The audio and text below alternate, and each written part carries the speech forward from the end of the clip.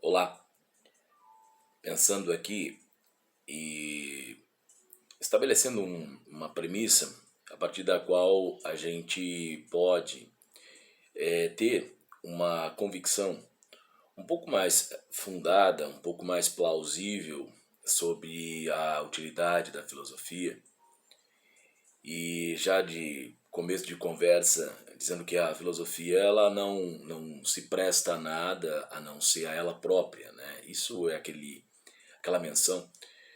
É aquela passagem do livro do Franco Montoro em que ele faz essa definição da filosofia, brincando com aquilo que as pessoas falam da filosofia, dizendo que a filosofia não serve para nada. E realmente a filosofia não serve para nada no sentido de se prestar como instrumento. A filosofia ela somente existe para a descoberta da verdade e para que você consiga afastar o que é verdadeiro daquilo que é falso.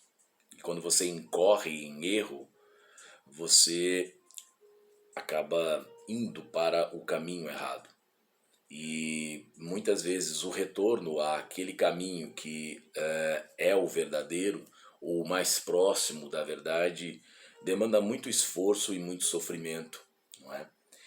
Então vejam, a partir disso, outro tópico que é muito interessante e que interessa a todos diz respeito ao dinheiro e a possibilidade de você enriquecer a partir de um método de negócio que seja rentável e que gere renda passiva, de modo a que você tenha liberdade financeira.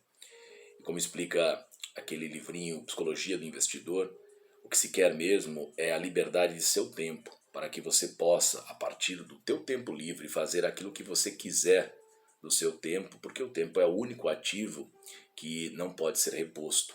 Tudo mais pode, inclusive o de dinheiro, mas o tempo não. O tempo ele se esvai inexoravelmente, por assim dizer. Agora, qual é a ligação da filosofia com a educação financeira? Acredito que a filosofia ela é um instrumento, desculpe o contrassenso, mas ela pode servir então como instrumento, visto que ela se presta à busca da verdade tão somente. Então, nesse aspecto, como instrumento de busca da verdade, de separar aquilo que é falacioso daquilo que é verdadeiro, daquilo que tem consistência, do que ou daquilo que é, como se diz, groselha. E o que eu mais tenho visto dentro desse aspecto da educação financeira é groselha. Muita gente estabelecendo premissas de que o método que elas estão dispostas a nos fornecer, ele se trata de um método infalível e que repetidamente esses conceitos eles são apresentados em vídeos curtos. E agora está na moda fazer cortes, né? E estes cortes eles são repetidamente veiculados em vídeos curtos, estimulando a visualização repetida, de modo que você escuta aquilo e a necessidade de nós termos a confirmação daquilo que nós acreditamos faz com que nós reiteradamente recorremos àqueles conceitos que são repetidos e que são superficiais. Então, acredito que o caminho, e aí se valendo de conceitos filosóficos, é um só. O caminho é o estudo sistemático e o estudo resiliente de uma área do pensamento, de modo a que você saia do nível basal e você atinja um refinamento e aprofundamento daquela matéria e a partir disso você consiga ter uma visão mais elaborada daquilo que você quer explicar para si próprio. Não acredito que exista outro caminho. Então, por exemplo, no direito, a gente começa a estudar direito constitucional pelo Pedro Lenza, para que a gente possa chegar no livro do Elival da Silva Ramos, quando ele tem aquele livro de controle de constitucionalidade, que é um livro muito elaborado, é um livro muito profundo, mas não tem como você entendê-lo sem você conhecer a teoria geral do direito constitucional, por exemplo. A mesma coisa com relação à educação financeira.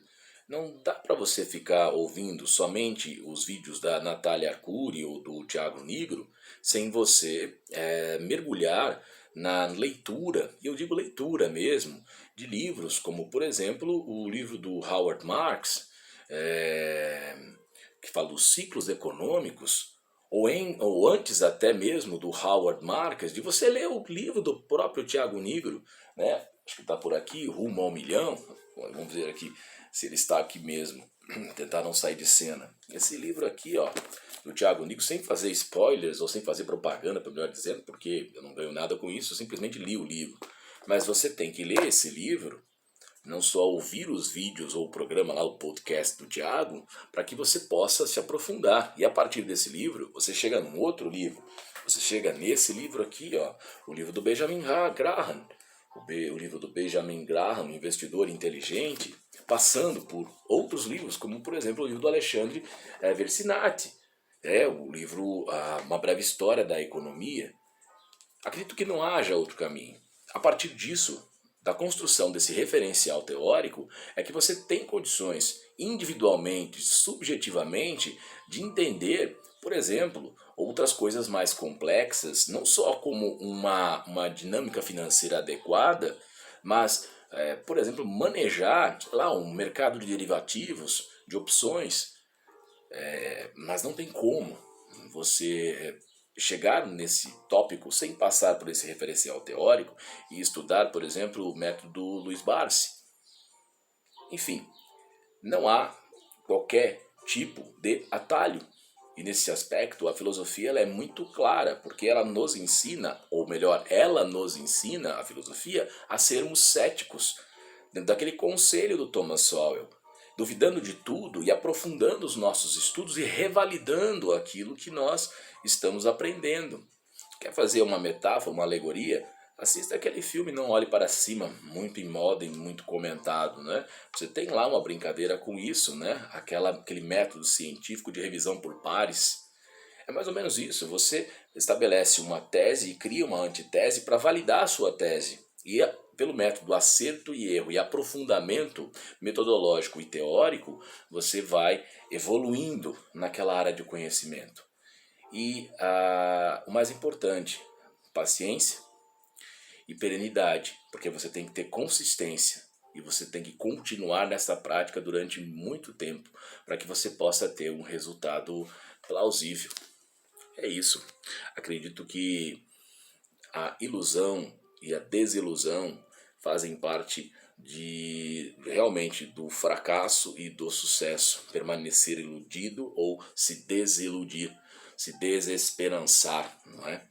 É o caminho a partir do qual nós conseguimos o esclarecimento necessário para que nós possamos evoluir e termos sucesso dentro dos projetos que nós nos propomos a realizar. E a independência financeira é um projeto muito importante, necessário, para que nós possamos ter liberdade.